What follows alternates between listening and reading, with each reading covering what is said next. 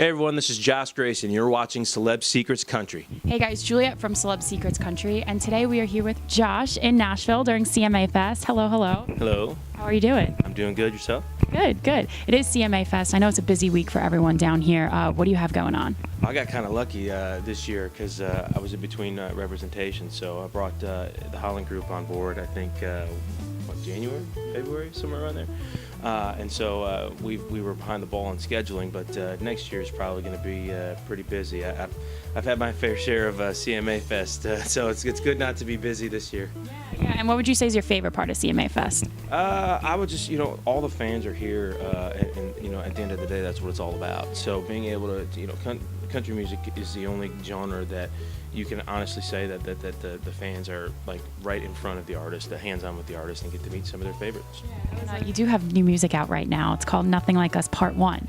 So you need to tell us all about it. I'm very excited about this. I know everybody calls it an EP, but I'm looking at it as an album because we're recording.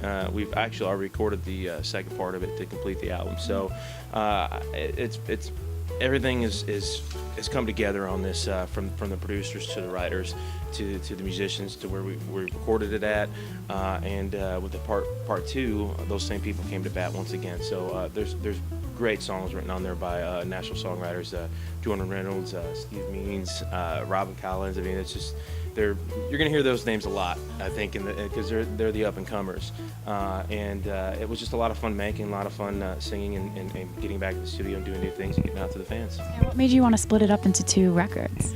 Well, it's been a little while since we've had anything new out, and I knew that when I came out and the years that I've had the hits on the radio, I think the last one was like 2009, 2010.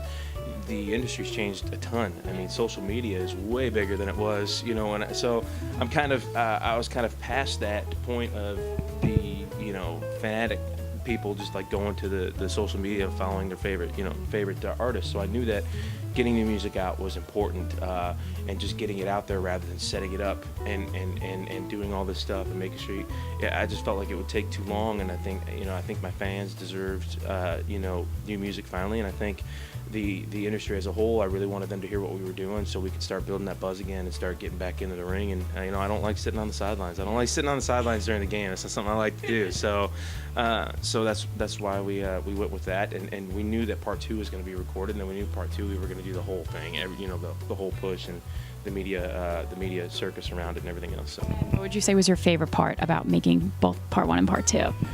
I think my favorite part was just getting in the studio and realizing like how much country music has changed from what it sounds like, but how much it stayed the same as far as what it talks about.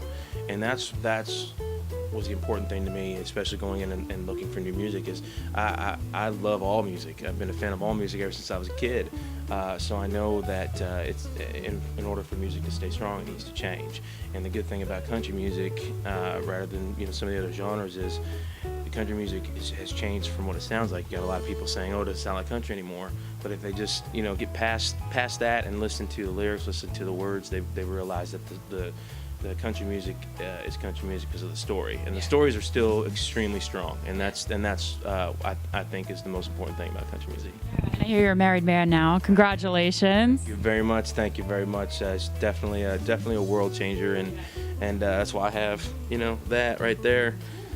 When we first started dating, she was doing a project in college where she's a graphic designer. She has to come up with typography, and they asked her to come up with a saying. She couldn't think of a saying, so I was just thinking and came up with the saying, "There are no accidents, only reasons," and that is absolutely true, and led to us getting married and led us to meeting each other and finding each other. And so I thought I had to memorialize that on the arm, because I'm not a real tattoo guy, but for some reason, if I do get them, they got to be pretty meaningful. How's married life? Does she come to your shows often? She does. I think it's very important. I think that she's there not only for that reason, but she is the person that makes me more sociable. I'm like real shy, and it comes across sometimes the wrong way, but her there, I'm a lot more open, and plus she does a lot of things for me, for the career, I mean, she does all the graphic design work. She does all make sure she takes photos and videos and stuff like that we can use later, stuff that I have forgot about for years that she's on top of. So. That's awesome. Josh, well, thank you so much for hanging out with us today. Enjoy the rest of CMA Fest. Thank you very much for having me. You guys can check this interview out on celebsecretscountry.com. I'm Juliet, and we will see you next time.